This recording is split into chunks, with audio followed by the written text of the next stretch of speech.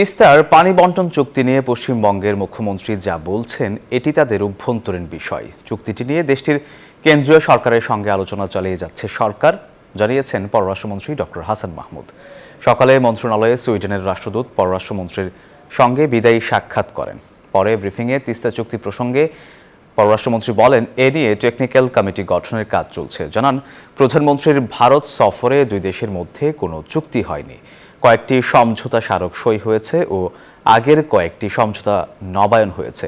BNP নেতারা চুক্তি ও সমঝোতা স্মারকের মধ্যে পার্থক্য না বুঝেই সমালোচনা করছে। প্রধানমন্ত্রীর ভারত সফরে সীমান্তে হত্যা বন্ধের বিষয়টি বিশেষ গুরুত্ব দেওয়া হয়েছে বলেও জানান পররাষ্ট্রমন্ত্রী। মাননীয় প্রধানমন্ত্রী শপথ গ্রহণ অনুষ্ঠানে আমন্ত্রিত ছিলেন, গিয়েছিলেন, আমিও সাথে গিয়েছিলাম। এতেই প্রমাণিত হয় তারা বাংলাদেশকে কত গুরুত্ব দেয় এবং সম্পর্কের গভীরতা কোন পর্যায়ে। বিএনপি যেগুলো বলছে, বিএনপির তো সরকার বিরোধিতায় কারণে অকারণে সরকারের বিরোধিতাই করতে হবে। আর